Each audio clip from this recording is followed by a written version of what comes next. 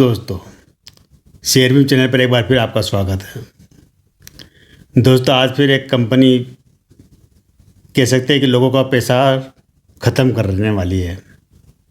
कुछ ही दिन बाद हो सकता है कि आपके पोर्टफोलियो में उसके शेयर नज़र नहीं आए और इसमें जो पैसा आपने इन्वेस्टमेंट किया हुआ है वो पैसा पूरा का पूरा साफ़ हो जाए। ये कंपनी है जेपी एसोसिएट। कभी देश के रियल एस्टेट में एक नामी गिरामी नाम हुआ करता था और इसका जो कभी शेयर 2000 रुपये के ऊपर ट्रेड करता था। लेकिन आज ये हालत हो गई कंपनी की कि अब ये दिवालिया कोर्ट में चले गए और वहाँ पर दिवालिया होने की प्रोसेस में इसको मंजूरी मिल चुकी है कि ये कंपनी अब दिवालिया होगी। क्योंकि जिन बैंकों ने, जिन लेनदारों ने इनको लोन दिया था, लोन चुकाने में कंपनी नाकामयाब रही और इसी वजह से कंपनी की दुर्गति हो गई। और इस दुर्गति इस कदर हुई कि इसके जो जितनी भी काम करते थे, इसके जो कंपनी, अलग अलग कंपनियाँ थी, 7-8 कंपनियाँ थी अलग अलग, सारी कंपनियाँ लगभग एक तरह से संकट में आ गई। पहले मैं आपका इसका डेटा बता देता हूँ, फिर इसकी पूरी कहानी कि जेपी एसोसिएट क्या हुआ है, क्यों यहाँ पर पैसा, लोगों को पैसा डूब रहा है। मैंने दोस्तों आपको पहले भी बताया था कई कुछ समझ में आपको, आप अगर मेरे वीडियो देख रहे हैं तो मैं 1-2 महीने से यही कह रहा हूँ कि आप इससे खतरनाक स्टॉक है, पैनिक स्टॉक, इनसे बाहर निकल जाओ। क्योंकि आप हर रोज़ मतलब पता नहीं चलेगा कि कौन सी कंपनी पैसा डूब रहा है।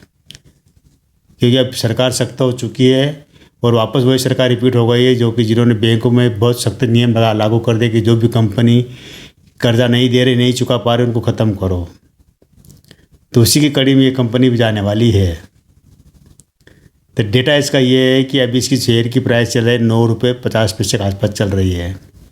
पिछले 5 दिन से लगातार इसमें लोअर सर्किट लगा हुआ है। एक भी शेयर कोई बेच नहीं पा रहा है।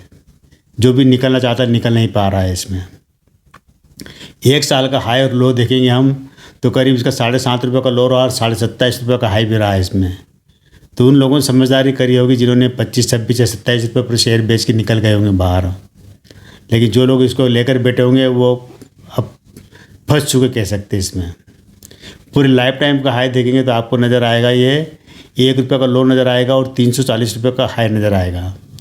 जबकि हकीकत में 340 रुपये नहीं है, वो मान के चलिए कि करीब 1500 से 2000 रुपये को ऊपर है हाई। इसलिए कि ये शेयर स्प्लिट हो चुका है। एक शेयर के 5 शेयर बन चुके हैं। 10 रुपये फेस वैल्यू से 2 रुपये हो चुकी है। तो अगर 340 को अगर 5 से अगर मल्टीप्लाई करेंगे तो करीब 1900 या 2000 रुपये के आसपास बैठता है। कंपनी का जो मार्केट कैप है अभी करीब 2000 करोड़ का मार्केट कैप दिखाते हैं इसके अंदर कंपनी का। और इसका जो रेवेन्यू 7000 करोड़ का रेवेन्यू आ रहा है इसमें। अगर इसमें हम प्रॉफिट की बात करें, ईपीएस की बात करें, आरओए की बात करें, सब कुछ नेगेटिव मिलेगा आपको। प्रॉफिट 1500 करोड़ का लॉस है इसके अंदर, माइनस में 1500 करोड़ का माइनस में ये। ईपीएस 5 का रुपये माइनस में है और आरओए करीब 1500 माइनस में है। इसका जो ऋण और इक्विटी है वो भी माइनस में चल रहा है कह सकते हैं। मतलब उसके अंदर मतलब सब कुछ इसके अंदर कुछ भी प्लस देखने लायक है ही नहीं इसमें। क्योंकि अब कंपनी के पास कुछ बचा ही नहीं देने के लिए अपने निवेशकों को।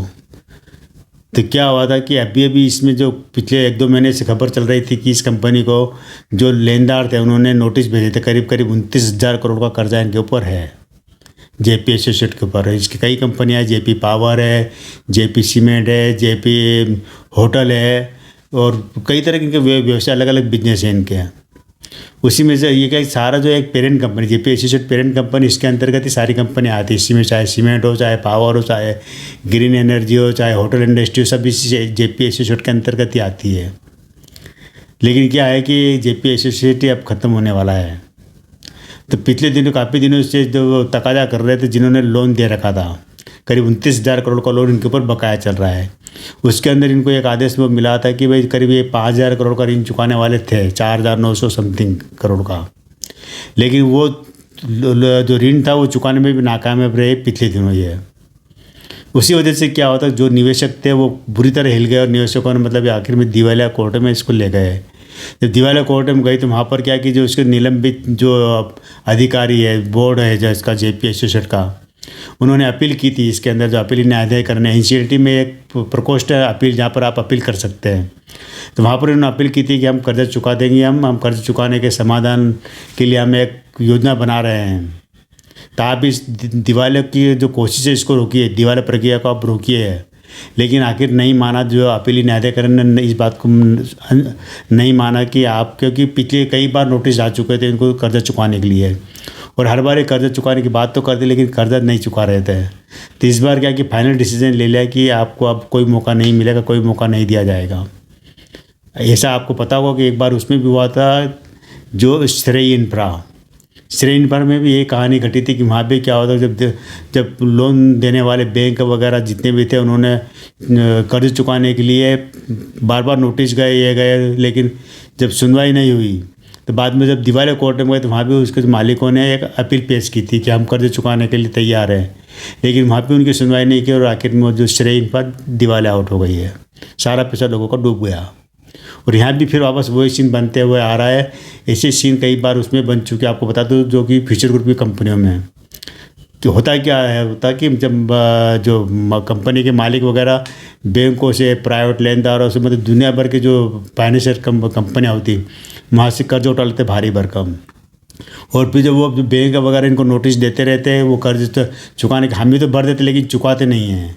तारीख पर तारीख आगे बढ़ाते जाते हैं, हम चुका देंगे, अब चुकाएंगे, अगले महीने चुका देंगे, या 2 महीने बाद चुका देंगे, 3 महीने बाद चुका देंगे, लेकिन कोई कर्जा चुकाते नहीं हैं। आखिर थक हार कर क्या होता है कि जो भी लोग कर्ज दे रखे थे वो बैंकों को इसको NCLT में ले जाते हैं, दिवालिया एक्ट प्रोसेस के तहत। तब मालिक की आंखें खुलती है कि मेरी कंपनी मेरे हाथ से जा रही है, तो हम कुछ कोशिश करते, बाद में ये गिड़गिड़ाते हुए जाते हैं अपील न्यायाधिकरण में, और वहाँ पर अपील करते हैं कि हम कर्ज चुकाने के लिए तैयार है, इसको दिवालिया मत करो। लेकिन कब तक विश्वास करे सामने वाला, क्योंकि पता है कि फिर 2-4 महीने टाइम ले लेंगे, फिर आगे बढ़ाएंगे, फिर 2-4 महीने टाइम ले लेंगे, तो इस तरह। लेकिन इस बार इनको कोई मौका नहीं दिया है, NCLT के जो न्यायाधिकरण उन्होंने कोई मौका नहीं दिया कि आपको 2 महीने या 4 महीने कर्ज चुकाने का टाइम दे दे, कोई मोहलत दी नहीं। और जो NCLT ने जो याचिका थी जो बैंकों की, इनकी दिवालिया की, उसको स्वीकार कर लिया और अब दिवालिया प्रोसेस में चले गई है। इसी वजह से इसके अंदर पिछले 5-7 दिन से लोअर सर्किट लगा हुआ है, और लोअर सर्किट की वजह से क्या है कि यहाँ पर निवेशक निकल नहीं पा रहे, फंस गए बुरी तरह से। अब होगा क्या आगे, JPSC से क्या होगा, ये भी आप एक बार आपने अगर कुछ कंपनियों में आपने देखा होगा जहाँ पर लोगों का पैसा डूब चुका, पूरी तरह ख़त्म हो चुका दिवालिया होने के बाद में, तो यहाँ पर भी क्या होगा कि जो नया कोई खरीदार इसको लिए आएगा, और उसके लिए कम से कम 6 महीने साल भर का टाइम लगता है, एकदम नहीं होगा। नया खरीदार आएगा, वो कितना लोन बैंक छोड़ेगी, कितना माफ़ करेगी, कितना क्या, वो कितने में वो खरीदेगा। 29,000 करोड़ का कंपनी के ऊपर कर्जा ये है, अब कितने पैसे में ये बिकेगी कंपनी, खरीदार इसके अंदर कितना पैसा लोगों को देगा भी या नहीं देगा। हो सकता है कि वो उसको शेयर मार्केट से डिलीट करा, जैसे श्रेय इंफ्रा में हुआ, किसी को कुछ भी नहीं मिला, 1 पैसा नहीं मिला।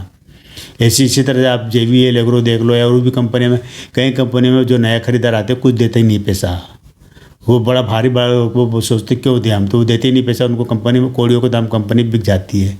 जब कोड़ियों के दाम कंपनी बिकती है तो वो फिर अपनी कंपनी को में इसको मर्ज कर लेते हैं, चलाते हैं, कुछ भी करते हैं, लेकिन जो शेयर धारक है वहाँ पर जो बैंकों को तो जरूर कुछ पैसा मिलता है, उनको बहुत नाम मात्र पैसा मिलता है। मतलब अगर ये मान के चलिए कि अगर कोई किसी बैंक ने अगर 10,000 करोड़ रुपये दिया है, तो उसके हाथ मुश्किल से 1200-1500 करोड़ से ज़्यादा नहीं आता पैसा, क्योंकि इतना उनको हेयर कट करना पड़ती है। आगे दिवालिया कोर्ट में लेके वहाँ पर समझौता करना पड़ता है, और बहुत कम पैसा आता है, बैंकों को बहुत कम पैसा आता है, जो प्राइवेट लेंडर उनको बहुत कम पैसा आता है। इस कारण जो रिटेल निवेशक है, आप और हम जैसे, इनको हाथ में कुछ भी नहीं मिलता है। तो निश्चित है कि यहाँ पर आपने अगर इन्वेस्टमेंट किया हुआ है JPSC सेट में, तो आपको आने वाले दिनों में, अभी तो आपकी पोर्टफोलियो में शेयर शो करेंगे कुछ समय तक, 2-4-6 महीने तक तो शो करेंगे ये पैसा, ये जो शेयर आपके उसमें, लेकिन आप निकल नहीं पाओगे इसमें। लेकिन जब भी आपको निकलने का मौका मिले, किसी भी निकलने का मौका मिले, तो आप निकल जरूर जाना, क्योंकि दिवालिया कोर्ट के बाद क्या डिसीजन आता है, किस तरह होता है, वो हमारे हाथ में नहीं है। किस तरह की शर्तें आती, किस तरह की सिचुएशन बनती है, नुकसान ज़रूर आपको होगा। आपने अगर 20 रुपये ले रखा होगा, 25 रुपये ले रखा होगा, तो आप ज़रूर नुकसान में होंगे, लेकिन अगर आपने 1, 1.5 या 2 रुपये में ले रखा होगा, तो आप ज़रूर फ़ायदे में रहोगे। तो जितना भी फ़ायदा मिलता है बुक कर लो और किसी अच्छी कंपनी में जाओ। मैं हमेशा ये कहता हूँ कि जो शेयर मार्केट में अब भी इस टाइम वो नहीं रहा कि आप पेनी और इसे कचरा शेयर के अंदर बने रहो। ये कचरा शेयर आपको बहुत ज़्यादा लॉस देंगे और आपके पूरे पोर्टफोलियो को लाल बना के रख देंगे। इसीलिए मैं अपने हर वीडियो में कहता हूँ, आज फिर एक रिक्वेस्ट आपके सामने आपसे कर रहा हूँ कि आप जब भी ऐसे पेनी स्टॉक में किसी में प्रॉफिट में आओ, तो आप निकलने में फ़ायदा रहेगा। सरकार बहुत स्ट्रिक्ट है इस मामले में, बैंकों को सतर्क कर रखा है कि किसी भी कंपनी को छोड़ा नहीं जाएगा जो कि लोन नहीं चुका रही है। तो ये दोस्तों जेपीएससी की कहानी बहुत लंबी है। 1969 से 79 से कंपनी चली आ रही है। जयप्रकाश गौड़ जिन्होंने सिविल इंजीनियरिंग की पढ़ाई करने के बाद में 1958 में ठेकेदारी शुरू की थी और 1919 में इस कंपनी की स्थापना की थी।